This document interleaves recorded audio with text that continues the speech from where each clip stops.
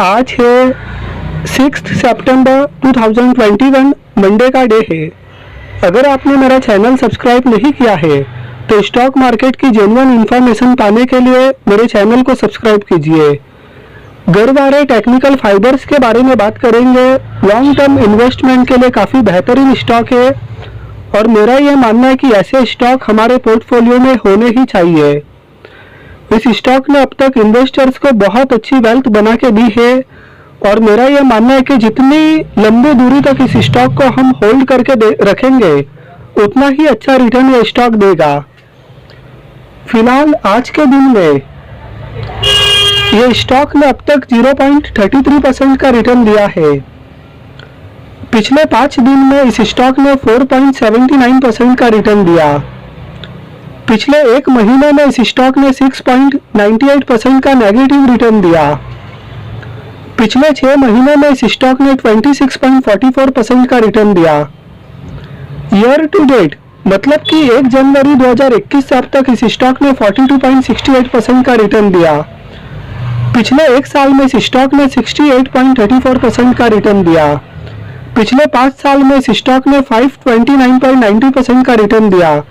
और जब हम यहाँ पर मैक्सिमम पर क्लिक करते हैं तो मैक्सिमम पर क्लिक करने पर इस स्टॉक ने 4063.37% का रिटर्न दिया है।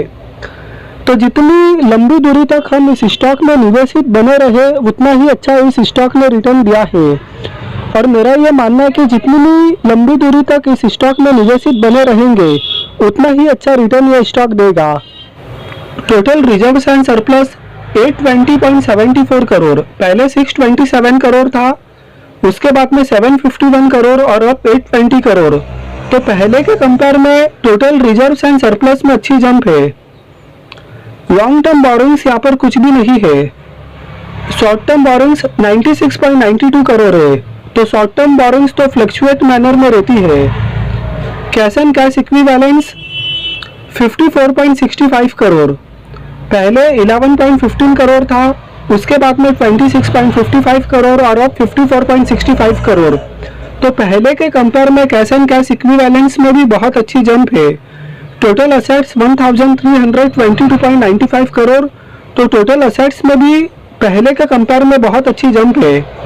तो बैलेंस शीट पर कंपनी की सिचुएशन बहुत अच्छी नज़र आती है कि कंपनी के ऊपर किसी भी तरह का कोई लॉन्ग टर्म बोरोइंग्स नहीं है और शॉर्ट टर्म बोरोइंग्स है, लेकिन शॉर्ट टर्म बोरोइंग्स तो फ्लक्चुएट मैनर में रहता है। तो बैलेंस शीट के ऊपर कंपनी की सिचुएशन बहुत ही अच्छी नज़र आती है।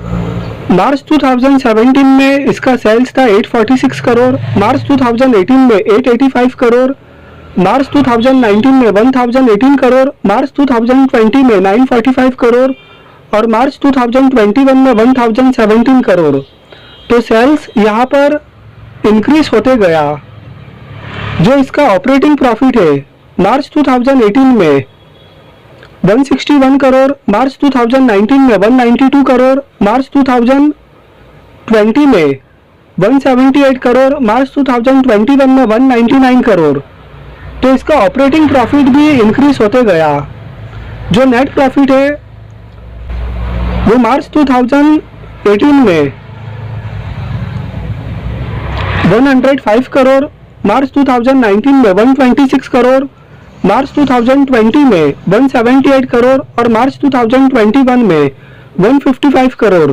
तो समय समय के साथ में कंपनी का सेल्स, ऑपरेटिंग प्रॉफिट और नेट प्रॉफिट भी इंक्रीज होते गया।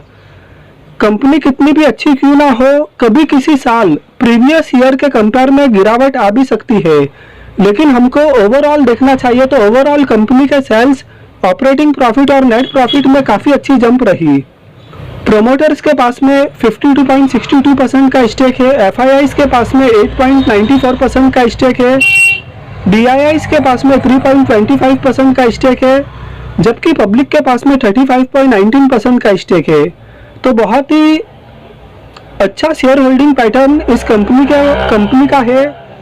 बहुत ही अच्छा शेयर होल्डिंग पैटर्न इस कंपनी का है कि प्रमोटर्स के पास में भी अच्छी हिस्सेदारी है, जबकि इंस्टीट्यूशनल इन्वेस्टमेंट भी इस कंपनी के अंदर है और पब्लिक का इन्वेस्टमेंट भी इस कंपनी के अंदर है।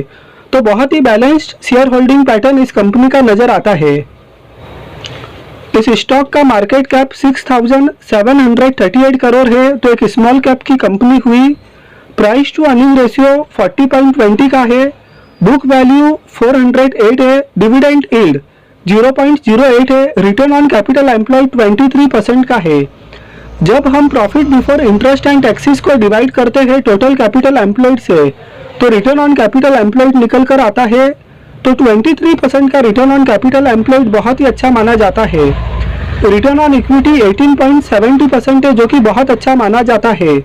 जब हम शेयर होल्डर्स इक्विटी को डिवाइड करते हैं एनुअल प्रॉफिट से, तो रिटर्न ऑन इक्विटी निकल कर आता है। तो 18.70% का रिटर्न ऑन इक्विटी बहुत अच्छा माना जाता है। तो फाइनेंशियल पैरामीटर्स पर एक शानदार कंपनी है। तो बैलेंस शीट के ऊपर कंपनी के ऊपर लॉन्ग टर्म बोरोइंग्स तो कुछ भी नहीं है, और समय समय के साथ में कंपनी के sales, operating profit, net profit भी इंक्रीज होते गए। और इस कंपनी का जब हमने रिटर्न का प्रोफाइल देखा, तो उससे भी ये प्रूव हुआ कि जितने लंबे वक्त तक हम इस स्टॉक में निवेशित रहे, उतना ही अच्छा रिटर्न इस स्टॉक ने दिया है। और इसका शेयर होल्डिंग पैटर्न भी काफ़ी बैलेंस नज़र आता है। तो लॉन्ग टर्म इन्वेस्टमेंट के लिए काफ़ी बेहतरीन स्टॉक लगता है। आप अपनी एनालिसिस कीजिए, रिसर्च कीजिए, अपने फाइनेंशियल एडवाइजर्स की सलाह लीजिए, और तब भी आप इसमें निवेश कीजिए। वीडियो आपको पसंद आया हो तो लाइक कीजिए, चैनल को सब्सक्राइब कीजिए। Thank you.